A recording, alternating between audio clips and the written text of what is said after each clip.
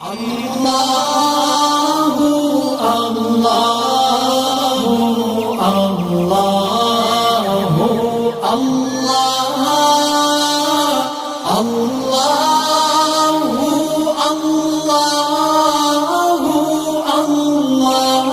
الحمدللہ وکفا والصلاة والسلام علی عبدہ المصطفیٰ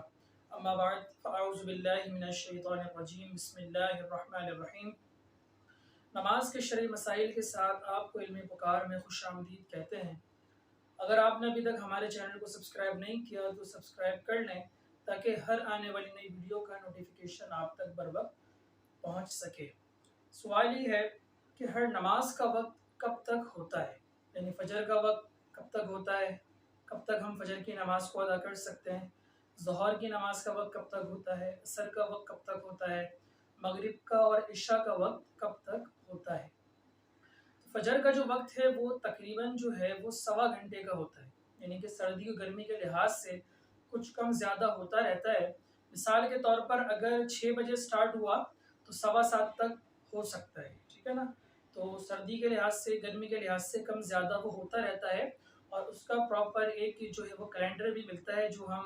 عام طور پر رمضانوں میں استعمال کرتے ہیں اور روزے کے، سحر کے اوقات دیکھتے ہیں۔ تو اسی طرح کا پورے سال کا کیلنڈر موجود ہے کہ جس میں یہ لکھا ہوتا ہے کہ فجر کا وقت کب شروع ہوا اور کب ختم ہوا، یہ دونوں چیزیں اس کے اندر لکھی ہوتی ہیں۔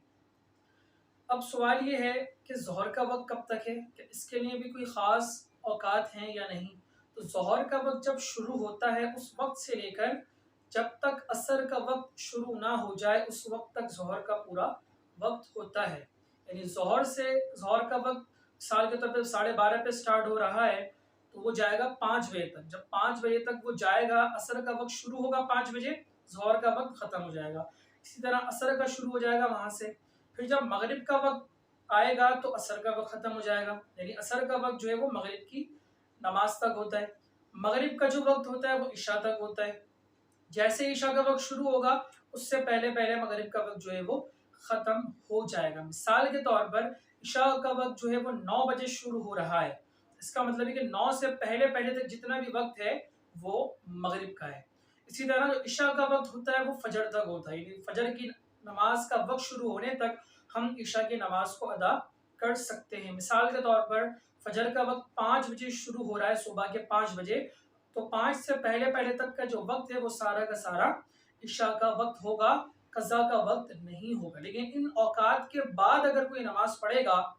یعنی کہ عصر کا وقت شروع ہو گیا، اب کوئی ظہر کی نماز پڑھ رہا تو اب یہ قضا کہلائے گی۔ عصر کا وقت نکل گیا، مغرب کی اذان ہو گئی، نماز کا وقت شروع ہو گیا، عصر کا وقت نکل گیا، تو اب یہ جو عصر کی نماز ہوگی یہ قضا کہلائے گی۔ اگلا سوال یہ ہے کہ اتحیات پوری کرنے کے بعد امام کی متابعت کریں یا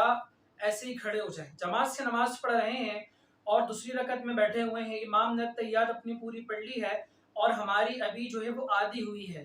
تو ہمیں چاہیے کہ ہم اتحیات کو پورا کریں اور اس کے بعد جو ہے وہ کھڑے ہوں۔ لیکن اگر ہمیں یہ شک ہے، شبہ ہے کہ ہم جب اتحیات پوری کریں گے تو امام رکوع میں چلا جائے گا اور رکوع سے بھی کھڑا ہو جائے گا، یعنی بہت زیادہ امام صاحب یا تیز ہیں یا وہ بندہ بہت سلو چل رہا ہے جس کی وجہ سے اسے لگتا ہے کہ اگر اتحیات وہ پوری کرے گا امام صاحب رکوع میں جانے کے بعد رکوع سے اٹھ بھی جائیں گے، تو پھر ایسی صورت میں وہ اتحیات کو پورا نہ کرے اور کھڑا ہو جائے۔ لیکن اگر اسے پتہ ہے کہ میں اتحیات پوری کرنے کے بعد کھڑا ہوں گا اور امام کے ساتھ شامل رہوں گا نماز میں، رکوع میں، تو پھر اس کے لیے ضروری ہے کہ وہ اتحیات کو پورا کرے، کیونکہ اتحیات جو ہے وہ نماز میں واجب ہے، اس کی جو ثواب ہے، جو فضیلت ہے وہ نماز میں زیادہ ہے، واجب ہے، لہٰذا اتحیات کو پورا کرنے کے بعد جو ہے وہ کھڑا ہو۔ اگلا سوال یہ کہ سجدہ سہو جو ہے وہ کب واجب ہوتا ہے۔ طریقہ ہم کافی ویڈیوز میں آپ کو بتا چکے ہیں۔ سجدہ سہو جو ہے وہ چند چیزیں ہیں جس کی وجہ سے جو ہے وہ لازم ہو جاتا ہے اگر آپ کا نماز میں کوئی واجب چھوٹ جائے۔ اب واجب کیا ہوتے ہیں اس کے لیے میں الگ سے ایک ویڈیو بناؤں گا جس کے اندر ہم تفصیل سے واجبات کی بات کریں گے کہ واجبات جو ہے وہ کیا ہوتے ہیں۔ تو اگر آپ کا کوئی واجب چھوٹ جائے، واجب میں تاخیر ہو جائے، یعنی کہ واجب اس جگہ پہ ادا کرنا تھا آپ نے وہاں ادا نہیں کیا بلکہ کہیں اور ادا کر دیا، تاخیر ہو گئی۔ واجب چھوٹ جائے، واجب میں تاخیر ہو جائے، واجب کی مقدار میں کمی یا زیادتی ہو جائے۔ مثال کے طور پر سورہ فاتحہ ایک دفعہ پڑھنا واجب ہے، اور کوئی ہے جو وہ 2 دفعہ پڑھ لے تو اب مقدار واجب کی بڑھا دی، ایک کے بجائے 2 دفعہ سورہ فاتحہ پڑھ لی تو یہ واجب اس کا مقدار جو ہے وہ بڑھ گئی، صحیح ہے نا؟ تو واجب چھوٹ جائے، واجب میں تاخیر ہو جائے، واجب کی جو مقدار ہے اس میں کمی یا زیادتی ہو جائے، اسی طرح جو فرض ہے فرض کے اندر تاخیر ہو جائے، رکوع کرنا تھا رکوع نہیں کیا، ڈائریکٹ سجدے میں چلے گئے، سجدے میں جا کے یاد آیا کہ رکوع رہ گیا تھا میرا، تو اب وہ فوراً دوبارہ لوٹ کے آئے گا، اب چونکہ رکوع میں تاخیر ہو گئی ہے، فرض ہے رکوع، تو لہٰذا آخر میں سجدہ سہو کرنا پڑے گا۔ تو 4 چیزیں ہیں، واجب چھوٹ جائے، واجب میں تاخیر ہو جائے، واجب کی جو مقدار ہے اس میں کمی زیادتی ہو جائے، یا پھر فرض میں تاخیر ہو جائے، اور یہ سب کام بھولے سے ہوں۔ اگر کسی نے جان بوجھ کر یہ کام کیا تو نماز اس کی ٹوٹ گئی، نئے سرے سے اس کو نماز ادا کرنی ہوگی، لیکن اگر بھولے سے یہ کام ہوئے ہیں تو پھر آخر میں سجدہ سہو کر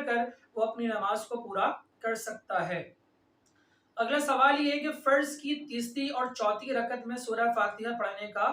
کیا حکم ہے؟ تو فرض کی تیسری اور چوتھی رکعت میں سورہ فاتحہ پڑھنا سنت ہے، اسی طرح اس کے بعد کی صورت ملانا بھی سنت ہے، لہٰذا اگر کسی نے فرض کی تیسری اور چوتھی رکعت میں سورہ فاتحہ نہ ملائی تو اس کا واجب نہیں چھوٹے گا، اور وہ اپنی نماز کو پورا کر سکتا ہے، 3 دفعہ سبحان اللہ کہہ لے تو نماز اس کی درست ہوگی۔ اللہ رب کریم سے دعا ہے کہ جو کچھ مسائل ہم نے سیکھے اس کے مطابق ہمیں اپنی نماز کو پورا کرنے کی توفیق عطا فرمائے۔ وما علینا الا البلاغ المبین۔